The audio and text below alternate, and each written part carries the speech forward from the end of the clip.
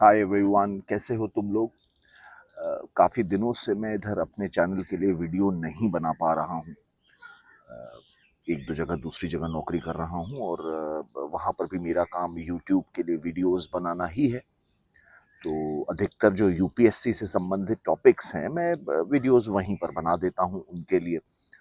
और अपने चैनल को मैं शायद उतना समय नहीं दे पा रहा हूँ जितना मेरा मन है, बट फिर भी कभी कभी तुम्हारे सामने आते रहने की कोशिश करता रहूँगा। अभी पिछले दिनों मैंने एक शॉर्ट बनाया था जिसमें मैंने डिस्कस तुमसे किया था बच्चों, इस किताब के बारे में, सेटनिक वर्सेस सलमान रश्दी की। और मैंने तुम लोगों के संग इसके बारे में कुछ बातें करी थी। अ, खत्म नहीं हुई है अभी ये किताब मेरी चल रही है। लेकिन फिर भी मैं तुम्हारे सामने एक दूसरी किताब को लेकर के आया हूं जो अभी मेरे हत्थे चढ़ी कुछ दिन पहले ही। इसका नाम है when we cease to understand the world by Benjamin Labatut. ठीक है। और इसको बताया जा रहा है कि काफी अक्लेम्ड है, इंटरनेशनल बुकर प्राइज के लिए भी शॉर्टलिस्टेड हुई। और इस किताब में भी इन्होंने विज्ञान, जीनियस और ह्यूमन नेचर के बारे में कुछ बड़ी फैसिनेटिंग बातें करी हैं। तो आज मुझे लगा कि मैं थोड़ा सा इस किताब के बारे में भी तुम्हें जानकारी दूं। मैंने भी किताब बहुत ज्यादा नहीं पढ़ी है, 50-60 पन्ने ही पढ़ी है।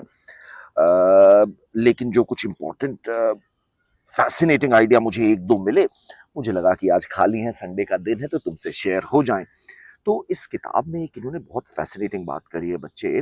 वो ये है कि जो नाजी लोग थे, हिटलर के जो एकदम मतलब समझ लो कट्टर समर्थक थे, इनमें से बहुत सारे लोगों ने और इंक्लूडिंग हिटलर ने भी सुसाइड करा। और सुसाइड कैसे किया? देखो, हिटलर ने तो अपने आप को भाई गोली मार ली थी, राइट।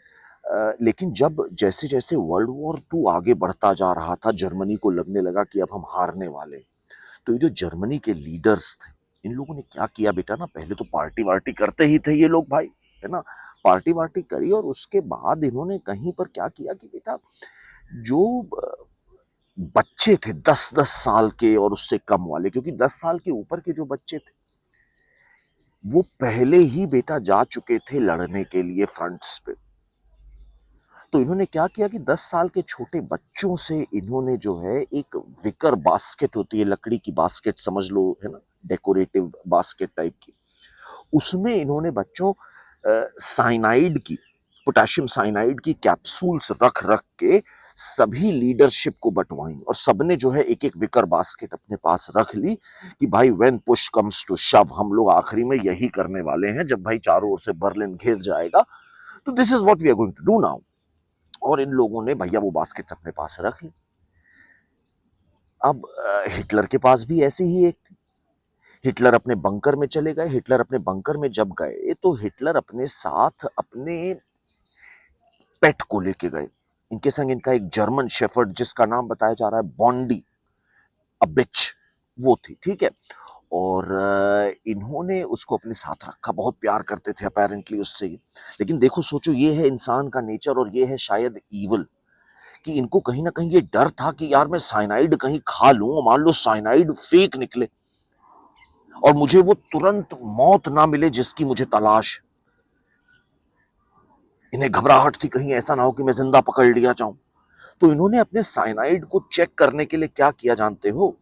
इन्होंने साइनाइड को चेक करने के लिए अपनी उस बॉन्डी को, जो इनका डॉग था, उसको खिलवाया। और इनके अंदर ये हिम्मत भी नहीं थी, इमेजिन दिस, है ना, इतना बड़ा ये खलीफा बनते थे, इनके अंदर ये हिम्मत भी नहीं थी कि उस डॉग को, अपने जो कुत्ता है इनका, जो जो कुतिया थे, बॉन्डी, उसको ये अपने हाथ से साइनाइड खिला पाए। उसके लिए भी इन्होंने दो लोग बुलाए जो उसने उनके मुंह, उसको मुंह खोल करके उसके मुंह में साइनाइड डाला एंड शी इमीडिएटली डाइड।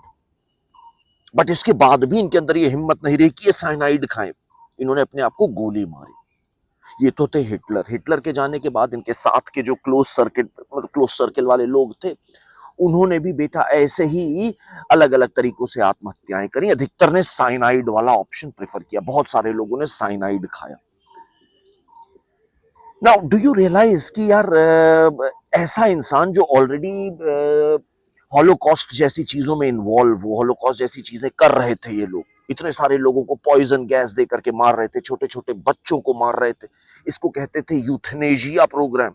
जो जरा सा भी बीमार हो, हैंडीकैप हो, उसको यूथनेशिया करवा देते थे ये।